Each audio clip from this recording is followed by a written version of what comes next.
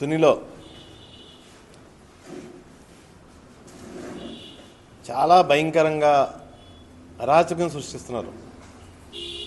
Police ఉపయోగించుకుని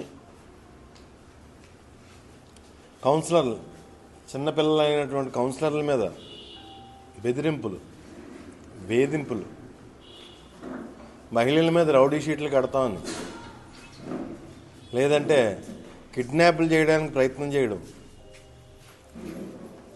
రకరకాలుగా మహిళా కౌన్సిలర్లను అయితేనే పురుషులను అయితేనే విపరీతంగా వేధించున్నారు గత 2 రోజుల్లో. కానీ పోలీసు అయితే ఇంక చెప్పవసరం లేదు, వాళ్ళు డైరెక్ట్ అయిపోతున్నారు. డైరెక్ట్గా కౌన్సిలర్స్ ఇంటికి వెళ్ళిపోవడం, ప్రలోభాలు పెట్టడం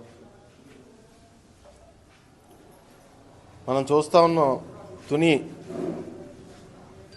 మున్సిపల్ ఎలక్షన్ సంబంధించి 30కి 30 వైఎస్ఆర్ కాంగ్రెస్ పార్టీ గెలిచింది ప్రజల మద్దతుతోని. 30కి 30 వైస్ చైర్మన్ ఎన్నికల నిమిత్తం ఎన్నికకు సంబంధించినంత వరకు ఒక్క కౌన్సిలర్సు, కమిషనరు, చైర్మన్ తప్పిస్తే, ఎలక్షన్ ఆఫీసర్లు తప్పిస్తే వెళ్ళకూడనటువంటి హాల్లోకి, కౌన్సిల్ హాల్లోకి తెలుగుదేశం పార్టీ తాలూకు కార్యకర్తలు, మద్యం సేవించి రౌడీలు, గూండాలు కూడా ఎంటర్ అయ్యి చాలా అసభ్యంగా ప్రవర్తించడం, చాలా భయంకరంగా వాళ్ళు నచ్చిన విధంగా వాళ్ళు బిహేవ్ చేయడం మనం వీడియోలో అన్నీ చూస్తూనే ఉన్నాం. మీడియాలో చూస్తూ ఉన్నాం, వీడియోలో చూస్తూ ఉన్నాం. రెండోసారి కూడా అదే పరిస్థితి. ఇది గమనించి మా కౌన్సిలర్ల మనోభావాలు దెబ్బతిని ఈ కౌన్సిలర్లు కోర్టుకు వెళ్ళడం జరిగింది. కోర్టును ఆశ్రయించడం జరిగింది. గౌరవ కోర్టు వారు క్లియర్గా డీజీకి, ఎలక్షన్ కమిషన్ కూడా మీరు వీడియోలో చిత్రీకరించి అదేవిధంగా తగిన భద్రత కల్పించాలని చెప్పేసి గౌరవ కోర్టు వారు డైరెక్షన్ ఇవ్వడం కూడా జరిగింది. దాన్ని బేస్ చేసుకుని కోర్టు డైరెక్షన్ ఇచ్చిన తర్వాత మా కౌన్సిలర్ల మీద ఇంకా వేధింపులు పెరిగిపోయాయి. నిన్న రాత్రి అంతా ఎవరికి నిద్రలేదు. అందరూ సెల్ స్విచ్ ఆఫ్ చేస్తే ఇంట్ల మీద దాడులు, ప్రతి ఒక్కరింట్ల మీద దాడులు, దౌర్జన్యాలు, అరాచకం చేసేస్తున్నారు.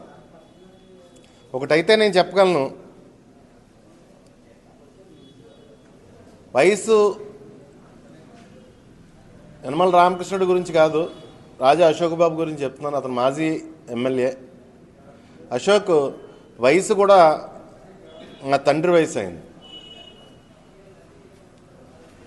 ఇప్పుడు ఒక నాయకుడు సంబంధించి ఒక కార్యకర్త లేకపోతే చిన్న స్థాయి నాయకుడు బెదిరించాడు, లేకపోతే రకరకాల పనులు చేస్తే తప్పని పరిస్థితుల్లో ఈ పెద్ద నాయకులు మొయ్యవలసి వస్తుంది. అపనిందలో నిందలో అయ్యి పెద్ద నాయకులు మొయ్యవలసి వస్తుంది తప్పని పరిస్థితుల్లో. కానీ ఒక ఎమ్మెల్యే చేసిన వ్యక్తే ఈ చిన్నపిల్లల లాంటి కౌన్సిలర్లను బెదిరించేయడం అన్నది ఎంతవరకు సమంజసం? మీరు పెద్దవారు. నాకు తెలుసుండగా తుని నియోజకవర్గంలో కానీ లేకపోతే తుని టౌన్లో కానీ తెలుగుదేశం పార్టీ వాళ్ళకి అంత వర్త్ ఉండదు, అంత వాల్యూ ఉండదు.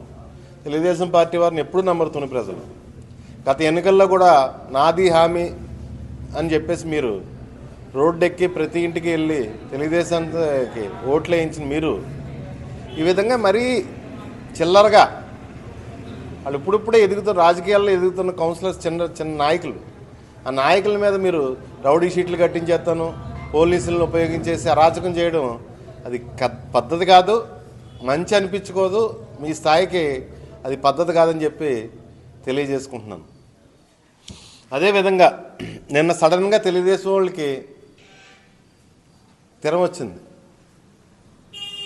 ఏంటంటే రామకృష్ణ గారు కానీ లేకపోతే ఎమ్మెల్యే గారు కానీ రౌడీజం కుదరదు, కోర్టు తీర్పు వచ్చిన తర్వాత రౌడీజం కుదరదు, రౌడీజం చేయడానికి కుదరదు, ఎన్నికలు పక్షపాతం లేకుండా జరగాలని చెప్పి స్టేట్మెంట్లు ఇస్తున్నారు. ఏంటి, కోర్టు మొట్టుకాయలు వేసిన తర్వాత వీళ్ళకి చిన్నపిల్లలు కౌన్సిలర్లు వెళ్ళారు కోర్టుకి. వీళ్ళకి బుద్ధి లేదు, ఎమ్మెల్యే తండ్రికి బుద్ధి లేదు వీళ్ళకి, వీళ్ళు ఎలా పడితే అలాగ అరాచకం సృష్టిస్తున్నారని కౌన్సిలర్లు కోర్టుకు వెళ్తే కోర్టు ముట్టిన తర్వాత వీళ్ళకి ఇప్పుడు యాక్ట్ చేస్తున్నారు, పాలిష్ చేస్తున్నారు అనమాట. ఖచ్చితంగా బలం మా పక్షాన ఉంది.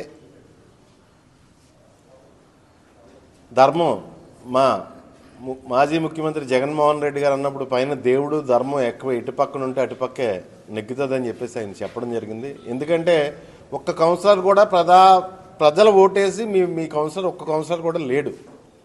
ఏదో మీరు ప్రలోభాలు పెట్టు 4-5 తీసుకెళ్ళొచ్చు, లేకపోతే రాత్రులంతా తిరిగి అరాచకాలు సృష్టించి బెదిరించి కొంతమందిని తీసుకెళ్ళొచ్చు. కానీ ఒక్క కౌన్సిలర్ కూడా మీ మ్యాండేట్మే కానీ లేకపోతే తెలుగుదేశం పార్టీకి ఓటేస్తే గెలిచిన వాళ్ళు ఒక్కరు కూడా లేరు.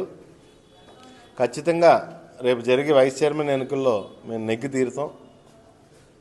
Thank you.